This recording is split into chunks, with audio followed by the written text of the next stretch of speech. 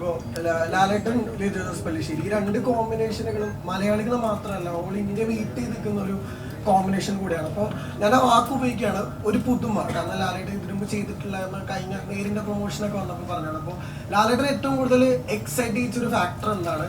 അതിനേക്കാൾ ഉപരി അത് പ്രേക്ഷകരിലേക്ക് എത്തിക്കുമ്പോൾ ഉണ്ടാകുന്ന ഒരു സാറ്റിസ്ഫാക്ഷൻ എന്തോരാണ്?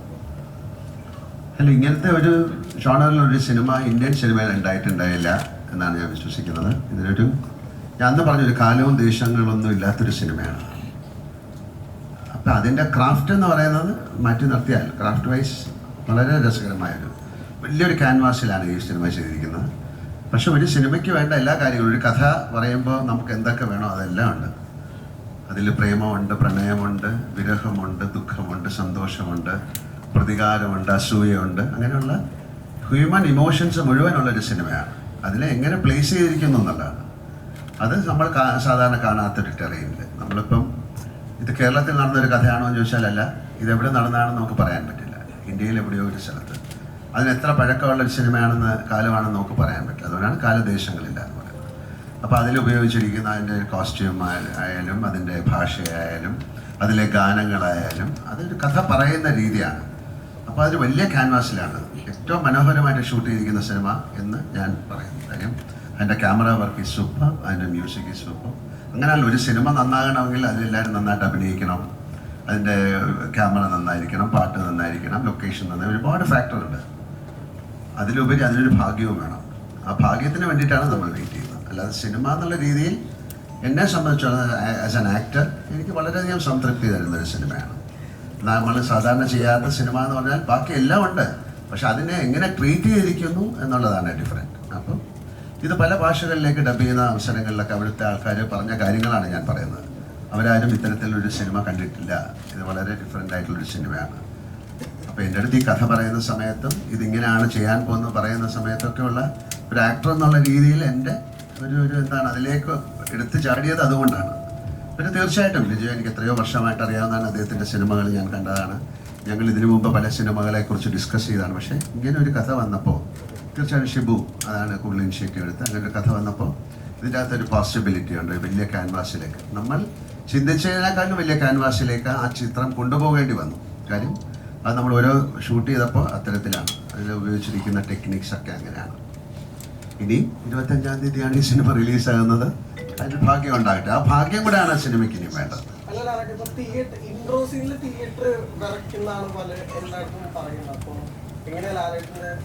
വിറയ്ക്കുമോ എന്നൊക്കെ എനിക്ക് പറയാൻ പറ്റില്ല. കുഴപ്പമില്ല തോന്നുന്നു. അങ്ങനെയല്ലല്ലോ, ഒരു പ്രസന്റ് ചെയ്യുന്ന രീതിയാണല്ലോ.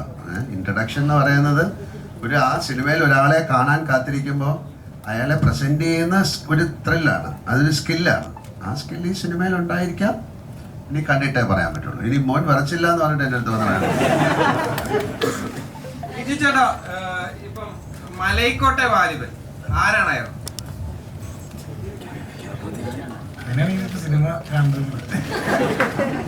ഇപ്പം നമുക്കറിയാം, നൻപകൽ നേരത്ത് മയക്കത്തില് മമ്മൂട്ടി എന്നൊരു ആക്ടറിനെ എക്സ്പ്ലോർ ചെയ്യുന്ന ഒരു ചിത്രമായിരുന്നു നമ്മൾ കണ്ടത്. ഇപ്പൊ നേരെ മറിച്ച് മോഹൻലാൽ എന്നൊരു നടനുമായി ഒരു താരമായി എത്താൻ നേരത്ത് ഒരേ സമയത്ത് മോഹൻലാൽ എന്നൊരു നടനെയും താരത്തെയും ഒരേ ടൈമിൽ തന്നെ യൂസ് ചെയ്യുന്ന ഒരു ചിത്രമായിരിക്കും മലൈക്കോട്ടെ വാലിബൻ. ആ ഒരു കഥാപാത്രമായിട്ട് ലാലേട്ടനെ ഏറ്റവും പെർഫെക്റ്റ് ആയിട്ട് ബ്ലെൻഡ് ചെയ്യാനാണ് നമ്മൾ ശ്രമിച്ചിട്ടുള്ളത്. അല്ലാതെ ഇത്തരത്തിലുള്ള കാര്യങ്ങൾ യൂസ് ചെയ്തോ എന്ന് ചോദിച്ചാൽ എനിക്ക് അതിനൊരു മറുപടി പറയാൻ പറ്റില്ല. പക്ഷെ ആ കഥാപാത്രമായിട്ട് ക്യാമറയ്ക്ക് മുമ്പിൽ ലാലേട്ടൻ വന്നു കഴിഞ്ഞപ്പോൾ ആ കഥാപാത്രമായിട്ട് തന്നെയാണ് ഞങ്ങൾക്ക് എല്ലാവർക്കും തോന്നിയിരിക്കുന്നത്. അത് തന്നെയാണ് അതിൻ്റെ ആൻസർ. ഇപ്പം ചേട്ടൻ സൂചിപ്പിച്ചിരുന്നു ലാലേട്ടന്റെ ഇൻട്രോ കാണാൻ നേരത്ത് എന്താണ് അദ്ദേഹം ആ ചിത്രത്തെ തിയേറ്ററിന്റെ പുറത്ത് നിന്നായിരിക്കും അത് ആസ്വദിക്കുക. കാരണം തിയേറ്റർ ഇങ്ങനെ കുലുങ്ങും, അത് കാണാൻ വേണ്ടിയാണെന്ന് പറഞ്ഞിരുന്നു. അപ്പം യഥാർത്ഥത്തിൽ ഈ മലൈക്കോട്ടെ വാലിബൻ തിയേറ്റർ ഇളക്കി മറിക്കുമോ? കുലുങ്ങണ കാര്യം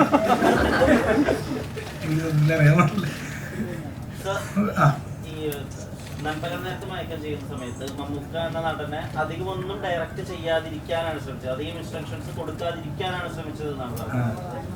മലൈക്കോട്ടെ വാലിബനിലേക്ക് വരുമ്പോൾ എപ്പോഴും ഇതുവരെ കരയാത്ത രീതിയിൽ കരയാനും ഇതുവരെ ചിരിക്കാത്ത ചിരികൾ മലയാളികൾക്ക് തരുന്ന ഒരു ആക്ടറാണ് ശ്രീ മോഹൻലാൽ. അദ്ദേഹത്തോടുള്ള അപ്രോച്ച് ഏത് വിധത്തിലായിരുന്നു? അല്ല, അതിൽ നിന്ന് കുറച്ചുകൂടി വ്യത്യാസമായിരുന്നു ഇതിനകത്ത്. ഇതിലൊട്ടും തന്നെ ഞാൻ ഇൻസ്ട്രക്ഷൻസ് കൊടുത്തില്ല എന്നുള്ളതാണ്. സർപ്രൈസ് അല്ലേ? ബാഹുബലി പോലെ ഇത് സെക്കൻഡ് ഹാഫ്, ഇനി വരാൻ പോകുന്നത് ഫസ്റ്റ് ഹാഫ്, അങ്ങനെയൊക്കെ ചില കാര്യങ്ങൾ കേൾക്കുന്നുണ്ട്. അങ്ങനെ അതിൽ എന്തെങ്കിലും സത്യമുണ്ട്? ഇതിന്റെ രണ്ട് ഭാഗങ്ങളായിട്ട് വരാൻ സാധ്യതയുണ്ട് എന്നൊക്കെ പറയുന്നുണ്ട്. അത്തരത്തിൽ പ്രേക്ഷകർക്ക് പ്രതീക്ഷിക്കാൻ കഴിയുന്ന രീതിയിൽ, നമ്മളോട് പങ്കുവെക്കാൻ കഴിയുന്ന രീതിയിലുള്ള സർപ്രൈസുകളുണ്ടോ? നിലവിലില്ല. സിനിമ ഇറങ്ങി കഴിഞ്ഞിട്ട് ഉറപ്പായിട്ടും നമുക്ക് പങ്കുവയ്ക്കാവുന്ന സർപ്രൈസസ് ഉണ്ടെന്ന് വിചാരിക്കാം നമുക്ക്. സെക്കൻഡ് ഭാഗം വരുന്നുണ്ടോ? ഏതാണ്?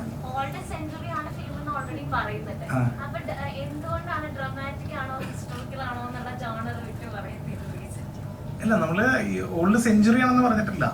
ഇതൊരു എന്താണ്, നമ്മള് കഥയാണ് പറയുന്നത്.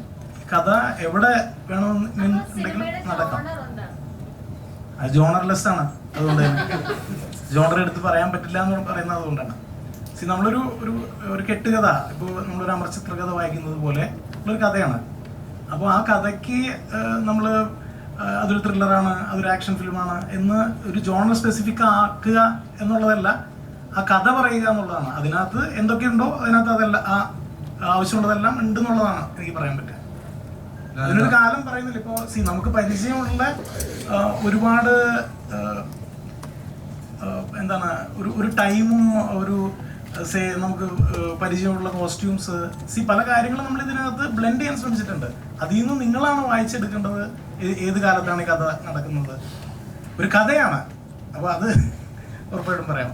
ലാലേട്ടാ, ഇപ്പം ശിവചേട്ടനൊക്കെ പറഞ്ഞതുപോലെ പ്രതിഭയും പ്രതിഭാസവും നിങ്ങൾ രണ്ടുപേരും കൂടെ ഒന്നിക്കുകയാണ്.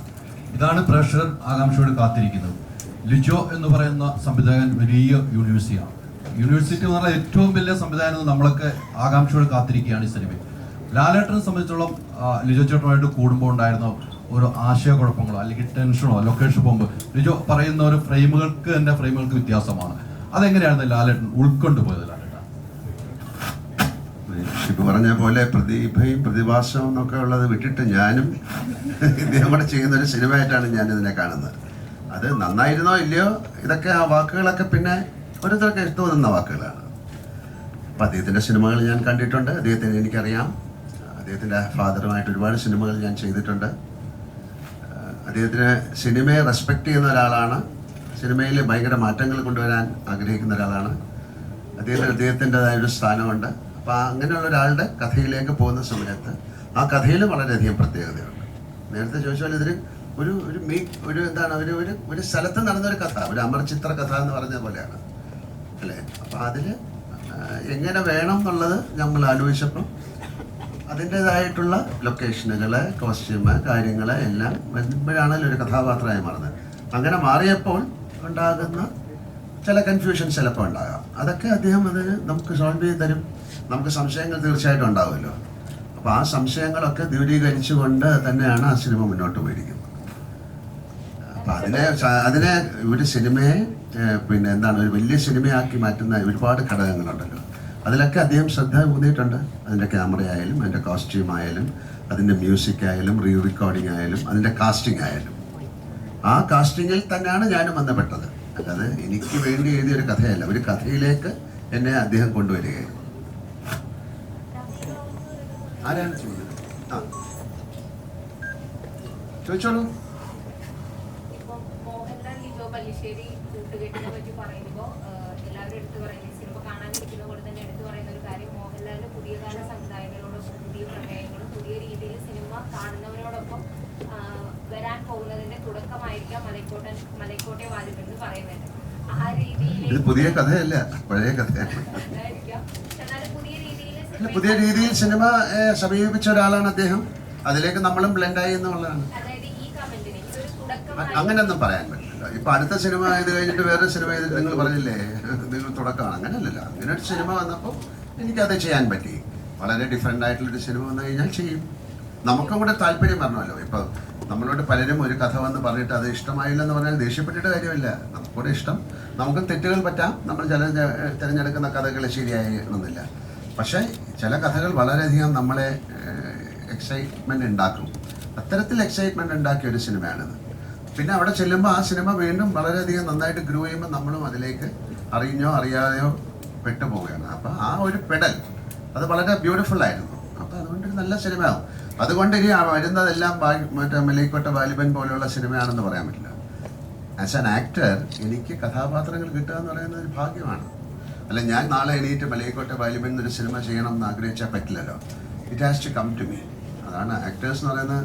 നമുക്ക് ചോയ്സ് ഒന്നുമില്ല, നമുക്ക് വരുന്നത് ചെയ്യണം. പക്ഷെ അതിൽ നമുക്ക് വളരെ നല്ല രസകരമായിട്ടുള്ള സിനിമകൾ വരിക എന്ന് പറയുന്നത് ഒരു ആക്ടറിനെ സംബന്ധിച്ചിടത്തോളം ഭാഗ്യമാണ്. അപ്പോൾ ആ ഒരു ഭാഗ്യമായിട്ടാണ് ഞാൻ ഈ സിനിമയെ കാണുന്നത്. നായകനാണെങ്കിലും അമ്മേനാണെങ്കിലും അതിനകത്തൊരു മിത്ത് അല്ലെങ്കിൽ വളരെ റിയാലിറ്റിയിലെ ഒരു മിത്ത് കലർന്നുള്ള പ്രസന്റേഷൻസ് ആണ് ഈ 2 സിനിമയിലുണ്ടായിരുന്നത്. 3ാമത്തെ സിനിമയിലും അങ്ങനെ ഒരു ഫോക്ലോർ, നമുക്കിപ്പോൾ വാലിബന്റെ ഫസ്റ്റ് പോസ്റ്ററിൽ തന്നെ ഒരു കാലിന്റെ വലുപ്പമൊക്കെ വരുന്നതുണ്ടായിരുന്നു. അപ്പോൾ ഈ PS റഫീഖും ലിജോ പല്ലിശ്ശേരിയും കൂടുമ്പോൾ നിങ്ങളുടെ ഈ മിത്ത് എലമെന്റുകൾ ഇങ്ങനെ ആവർത്തിച്ചു വരാനുള്ള ഒരു കാരണം എന്താണ്? ഞങ്ങൾ അത്തരം കഥകളിൽ ഒരുപാട് ഭ്രമിക്കുന്ന ആൾക്കാരാണ്. അത്തരം കഥകൾ കേൾക്കാനും സംസാരിക്കാനും ചർച്ച ചെയ്യാനും കൂടുതൽ ഇഷ്ടപ്പെടുന്ന ആളുകളാണ്. അപ്പോൾ റഫീഖിൻ്റെ ഏറ്റവും സ്ട്രോങ് പോയിന്റ് എന്ന് പറഞ്ഞാൽ റഫീഖിൻ്റെ വൊക്കാബുലറി, റഫീഖ് എഴുതുന്ന വരികൾ. ഇപ്പോൾ ഇതിനകത്ത് 3-4 പാട്ടുകളുടെ ഒറിജിനൽ കമ്പോസിഷൻ എന്ന് പറയുന്നത് റഫീഖിൻ്റെയാണ്. പിന്നെ അതിൽ മ്യൂസിക് പ്രോഗ്രാമിങ്ങും അറേഞ്ച്മെൻറ്റും ആണ് പ്രശാന്തിൻ്റെ ഇൻവോൾവ്മെൻ്റ് ഉള്ളത്. അപ്പോൾ പാട്ടുകളും തിരക്കഥയും അതിലെ സംഭാഷണവും ഒക്കെ നമുക്ക് ഒരു വിശ്വസനീയമായ തരത്തിലുള്ള ഭാഷ ഉപയോഗിക്കേണ്ട ഒരു ആവശ്യമുണ്ടായിരുന്നു. അപ്പം അത്തരത്തിൽ ഒരാളെ എനിക്ക് ഏറ്റവും അടുത്ത് പരിചയമുള്ള, എനിക്ക് ഏറ്റവും അടുത്ത് ഇടപഴകി അത് മെറ്റീരിയലൈസ് ചെയ്യാൻ പറ്റുന്ന ഒരാളാണ് റഫീഖ്. അതുകൊണ്ട് അത് തന്നെ പുള്ളി ഓർമ്മിച്ച് ഇതിനെപ്പറ്റി ഇതിൽ വർക്ക് ചെയ്തു എന്നുള്ളതാണ് എനിക്ക് പറയാൻ പറ്റുന്നത്. അത്രേ ഉള്ളൂ. അദ്ദേഹം പറഞ്ഞാണ് കറക്റ്റ്. ഞങ്ങൾ അങ്ങനെയുള്ള കഥകൾ പറയാനും കേൾക്കാനും ഒക്കെ ഇഷ്ടമുള്ള ആൾക്കാരാണ്. വളരെ നേരത്തെ തുടങ്ങി. ഞാൻ ലിജോയെ പരിചയപ്പെടുന്ന തന്നെ 20 വർഷത്തോളം കഴിഞ്ഞിട്ടുണ്ട് ഏതാണ്ട്. അന്നാണ്ട് ആ കാലം മുതൽ തന്നെ ഞങ്ങൾ അങ്ങനെയുള്ള കഥകൾ കേൾക്കാനും, ഈ റിയാലിറ്റി എന്ന് പറഞ്ഞാൽ നമ്മളെ പഠിപ്പിക്കുന്നൊരു സാധനം കൂടിയാണ് ഈ റിയാലിറ്റി. അപ്പോൾ അതിന് ഒരു എസ്കേപ്പും കൂടിയാണ് അത്തരം കഥകൾ ചിന്തിക്കലും പറയലോ.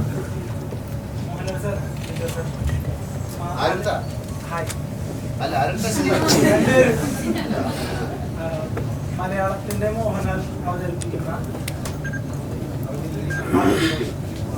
മോഹൻലാൽ അവതരിക്കുന്ന ലിജോ ജോസ് പെല്ലിശ്ശേരി സിനിമ മലൈക്കോട്ടെ വാലിബൻ. ഇത് കേൾക്കുമ്പോൾ തന്നെ നല്ലൊരു പഞ്ചാണ്, രോമാഞ്ചം എന്നൊക്കെ പറയും. അപ്പോൾ ഇറ്റ്സെൽഫ് നിങ്ങൾ 2 പേരും 2 ബ്രാൻഡ് സെറ്റ് ചെയ്ത് വെച്ചിട്ടുണ്ട് ത്രൂഔട്ട് ഈ കരിയറിൽ. അത് പ്രേക്ഷകർക്ക് കൊടുക്കുന്നത് ഒരു വലിയ ഹൈപ്പാണ്. സോ പോസ്റ്ററിലും ആ ഹൈപ്പ് ഹൈലൈറ്റ് ചെയ്തിട്ട് തന്നെയാണ് അണിയറ പ്രവർത്തകരും ചെയ്തിട്ടുണ്ടാവുക. അപ്പോൾ ഈ സിനിമയിൽ അണിയറ പ്രവർത്തകർക്കുള്ളൊരു വലിയ വിശ്വാസമാണ് ഈ ഹൈപ്പ് ഇറ്റ്സെൽഫ് ക്രിയേറ്റ് അവർ ചെയ്യുമ്പോൾ നമുക്ക് മനസ്സിലാവുന്നത്. ഇപ്പോൾ ഹൈപ്പ് ക്രിയേറ്റ് ചെയ്തിട്ട് വലിയ പ്രതീക്ഷയിൽ വന്നിട്ട് പാളിപ്പോയ സിനിമകളിൽ പ്രേക്ഷകർ ഇത്ര ഹൈപ്പ് വിചാരിച്ചതാണ് പ്രശ്നങ്ങളൊക്കെ പറഞ്ഞ് കുറ്റപ്പെടുത്തി കേട്ടിട്ടുണ്ട്. പക്ഷെ ഈ സിനിമയ്ക്ക് ഇത്ര ഹൈപ്പ് ഉണ്ട്. അപ്പൊ ഈ ഹൈപ്പിനെ എങ്ങനെയാണ് നോക്കി കാണുന്നത് എന്നുള്ളതാണ് എൻ്റെ ചോദ്യം. അതായത് ഹൈപ്പ് എന്ന് പറയുന്ന ഒരു സംഗതി. അപ്പോൾ നമ്മൾ ഓരോ ഇപ്പോൾ ഒരു പോസ്റ്റർ ഇറക്കുന്നു അല്ലെങ്കിൽ ഒരു ടീസർ ഇറക്കുന്നു. അപ്പോൾ അതിനെ അതിൻ്റെ ചുറ്റുപാടും ഉണ്ടാവുന്ന ആ സിനിമയെ സംബന്ധിച്ച ചർച്ചകളും അതിനെക്കുറിച്ചുള്ള ഹൈപ്പുമാണ് നിങ്ങൾ സംസാരിക്കുന്നത്. പക്ഷേ ഞാൻ പറയുന്നത് നമ്മളൊരു സിനിമ ഉണ്ടാക്കിയിട്ട് അതിനെക്കുറിച്ച് അതെങ്ങനെയാണോ എക്സ്പ്രസ് ചെയ്യേണ്ടത് അതാണ് നമ്മൾ വെളിയിൽ വിടാൻ ശ്രമിക്കുന്നത്. അപ്പോൾ അതിന് നോർമലി ഉണ്ടാകുന്ന ഹൈപ്പ് അതിന് ഞങ്ങൾ എത്ര തടഞ്ഞു വെച്ചാലും അതിന് ഉണ്ടാകും. അപ്പോൾ അത് ഓക്കെ, ഞങ്ങൾ ഹൈപ്പ് ക്രിയേറ്റ് ചെയ്യാൻ ഒരിക്കലും ഉദ്ദേശിക്കുന്നില്ല എന്ന് പറഞ്ഞുകൊണ്ട് നമുക്കൊന്നും ചെയ്യാൻ പറ്റില്ല. അത് നാച്ചുറലി വരുന്ന ഒരു കാര്യമാണ്. അത് ഇതുപോലൊരു സിനിമയെ സംബന്ധിച്ച് ആവശ്യമാണെന്ന് ഞാൻ കരുതുന്നു. കാരണം അതുപോലെ ഒരു തരത്തിൽ ആളുകൾ അതിലേക്ക് എത്തണം, തിയേറ്ററിലേക്ക് എത്തണം എന്ന് ഞങ്ങൾ ആഗ്രഹിക്കുന്നുണ്ട്. അതുകൊണ്ടാണ് അത് നിങ്ങൾ ആഗ്രഹിക്കുന്നുണ്ടെന്ന് ഇപ്പോൾ പറയുന്നത് കേൾക്കുമ്പോൾ ഞാൻ വിശ്വസിക്കുന്നു.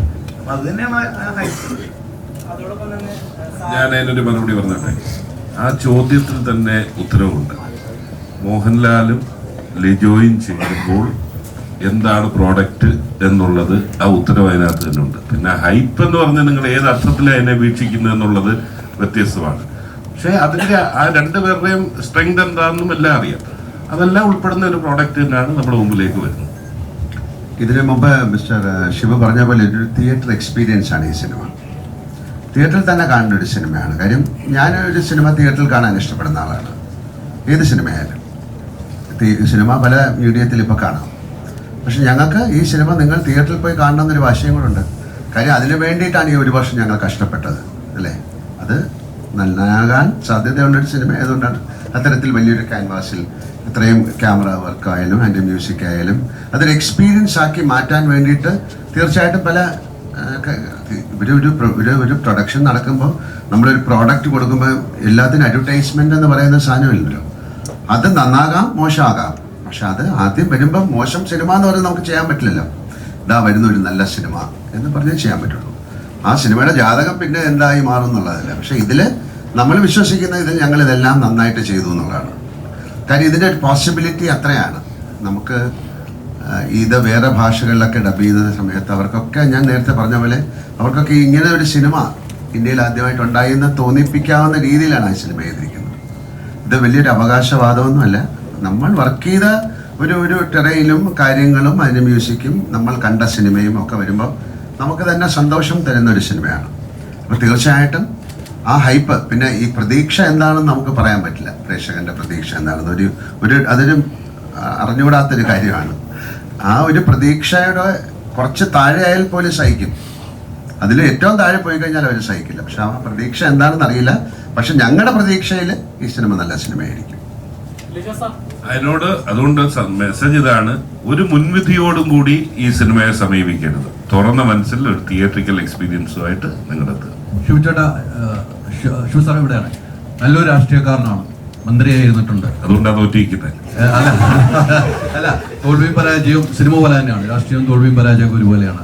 പക്ഷെ ലിജോ ചേട്ടൻ്റെ അടുത്തോ ലാലേട്ടനോടോ ചോദിച്ചാൽ ഒരു കാര്യങ്ങൾ കൃത്യമായിട്ട് ഈ സിനിമയെക്കുറിച്ച് പറയാത്ത 2 കാര്യങ്ങൾ എൻ്റെ മനസ്സിലുണ്ട്.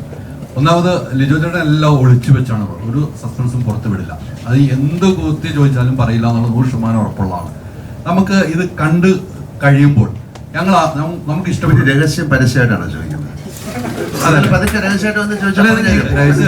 എത്ര നാളുകൂടെ ഇങ്ങനെ ഒന്ന് ഇരിക്കണമെന്നാണ് ഞാൻ ആലോചിക്കുന്നത്.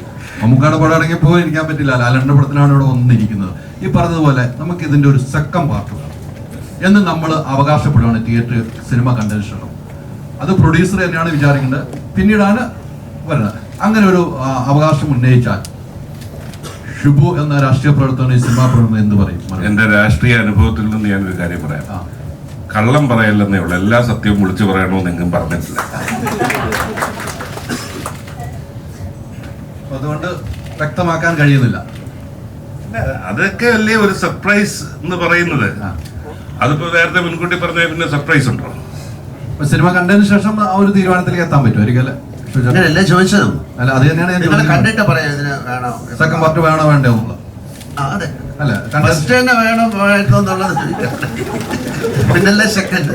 എന്തായാലും വേണമല്ലോ. ഒരു കാര്യം കൂടെ ചോദിക്കുകയാണ്. അല്ല, പരസ്യമായിട്ട് താങ്കൾ ചെയ്ത സിനിമകളല്ലോ നമുക്കറിയാം, അവാർഡ് മൂവി പോലെ ചെയ്യുന്നുണ്ട്. അത് ഫെസ്റ്റിവലിലാണെങ്കിലും ഹൗസ്ഫുൾ ആവും. ആ സിനിമകൾ തന്നെ തിയേറ്ററിലും വലിയ ഹൗസ്ഫുൾ ആവും. വലിയൊരു മാജിക്കാണ് താങ്കൾ. അത് പ്രേക്ഷകർ താങ്കൾക്ക് എന്നൊരു സ്നേഹമാണ്, ഒരു ബഹുമാനമാണ്, ഒരു ആദരവാണ് എന്ന് ഞാൻ പറയുന്നു.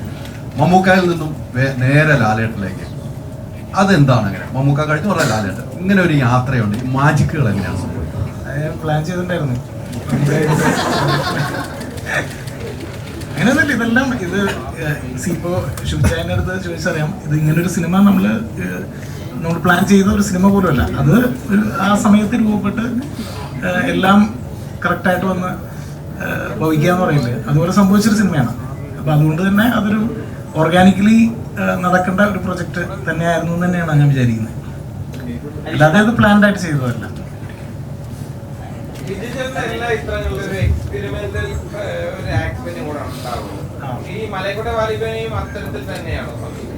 കുറച്ച് ഒളിപ്പിച്ചു വെച്ചിട്ടുണ്ട്.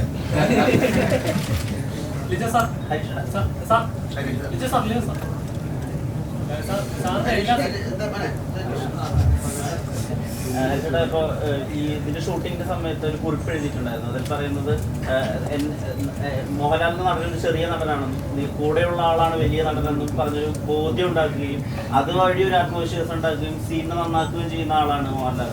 ഇപ്പോൾ മലൈക്കോട്ടെ വാലിബനിൽ കുറേ കാലം ട്രാവൽ ചെയ്യാൻ സാധിച്ചല്ലോ മറ്റു സിനിമകളെ അപേക്ഷിച്ച്. ആക്ടിങ് ജീവിതത്തിലേക്ക് തന്നെ ചേർത്ത് വയ്ക്കാവുന്ന കാര്യങ്ങൾ മലൈക്കോട്ടെ വാലിബനിൽ സംഭവിച്ചിട്ടുണ്ടോ? തീർച്ചയായിട്ടും ലാലേട്ടൻ്റെ കൂടെയുള്ള അനുഭവങ്ങൾ ഞാൻ പറഞ്ഞല്ലോ 5-6 സിനിമകളായിട്ടുള്ളതാണ്. എല്ലാ ഭാഗങ്ങളിലും ഞാൻ വളരെയധികം ശ്രദ്ധിക്കുന്ന ഒരാൾ. കാരണം നമുക്ക് പഠിക്കാൻ ഒരുപാട് ധാരാളമുള്ള നമ്മൾ വളരെ ചെറുപ്പം മുതലേ കാണുന്ന ഒരു പാഠപുസ്തകം എന്ന നിലയ്ക്ക് തന്നെയാണ് ഞാൻ സമീപിക്കാറ്. അപ്പോൾ അതിൽ ഏറ്റവും അധികം എന്നെ ആകർഷിച്ച ഒരു ഘടകം വിഷ്ണു ചോദിച്ചുകൊണ്ട് പറയുകയാണ്, പഠിക്കുക, മറക്കുക, ചെയ്യുക എന്നൊരു രീതിയാണ് ലാലേട്ടൻ ഫോളോ ചെയ്യുന്നത് എനിക്ക് തോന്നുന്നത്. അധികം ആളുകളും ആക്ടേഴ്സ് പൊതുവെ പഠിക്കുക, ഓർമ്മിക്കുക, അങ്ങനെയാണ് പോവാറുള്ളത്. അപ്പോൾ അവർ അവിടെ അതിൽ തന്നെ നിൽക്കുക, സ്ക്രിപ്റ്റിൻ്റെ ഉള്ളിൽ നിൽക്കുന്നത് പോലെ. മറിച്ച് പഠിക്കുക, മറക്കുക, ചെയ്യുക എന്ന് പറയുന്ന രീതിയിൽ അലക്ക ചെയ്യുന്നതുകൊണ്ട് അവിടെ ഒരു ക്രിയേറ്റിവിറ്റി, സൃഷ്ടിപരത വല്ലാതെ അദ്ദേഹം ചെയ്യുമ്പം അനുഭവിക്കാൻ പറ്റുന്നുണ്ട്. അതാണ് എനിക്ക് ഏറ്റവും മനോഹരമായിട്ട് തോന്നിയൊരു കാര്യം. അപ്പം അത്തരം കാര്യങ്ങളൊക്കെ നമ്മളിങ്ങനെ പഠിക്കാൻ ശ്രമിക്കുന്നു. അതിലൂടെ എന്തെങ്കിലുമൊക്കെ മാറ്റങ്ങൾ നമുക്ക് ഉണ്ടാക്കാൻ പറ്റുമെന്നൊക്കെ ഉള്ളൊരു ശ്രമം. എല്ലാ ചിത്രങ്ങളും എടുത്ത് നോക്കിയാലും ഒന്നിനൊന്നിന് വ്യത്യസ്തമാണ്. വ്യത്യസ്തമാണ്. അതായത് ഒരു പാറ്റേൺ ഫോളോ ചെയ്യുകയോ അല്ലെങ്കിൽ അവനവന്റെ ക്രിയേറ്റിവിറ്റി ഒരു ഒന്നിനൊന്നും സാമ്യം തോന്നാത്ത ലെവലിലാണ് ഓരോ ചിത്രങ്ങൾ. അതെല്ലാം തന്നെ മലയാള സിനിമയിൽ വലിയൊരു മാർക്ക് ഉണ്ടാക്കിയിട്ടുണ്ട്. ഇപ്പം ലാലേട്ടൻ തന്നെ പറയും ഇന്ത്യൻ സിനിമയെ കണ്ടിട്ടുള്ള ഒരു വളരെ വ്യത്യസ്തമായ ഒരു ചിത്രമായിരുന്നു. മലൈക്കോട്ടെ വാലിബൻ ഇന്ത്യൻ സിനിമ മേക്കിങ്ങിൽ ഒരു മാർക്കാവും. അല്ല, അത് ഒരിക്കലും ഞാനിപ്പോൾ അങ്ങനെ പറഞ്ഞു കഴിഞ്ഞാൽ ഭയങ്കര ബോറായിരിക്കില്ലേ. അതായത് ഇത് ഇന്ത്യൻ സിനിമയിൽ ഒരു മാർക്കായിരിക്കും എന്ന് ഞാൻ പറയുന്നത്. ഞാൻ പറഞ്ഞത് നാച്ചുറലി സംഭവിക്കട്ടെ. അത് ആളുകൾ കണ്ട് അവർ വിലയിരുത്തേണ്ട ഒരു കാര്യമല്ലേ. ഞാനൊരിക്കലും എൻ്റെ വർക്ക് കഴിയുമ്പോൾ ഇത് കലക്കും എന്ന് ഞാൻ പറയുന്നതിൽ അർത്ഥമില്ലല്ലോ. അപ്പം അങ്ങനെ ആവട്ടെ, അങ്ങനെ ആവണമെന്നാണ് ഞങ്ങൾ ആഗ്രഹിക്കുന്നത്.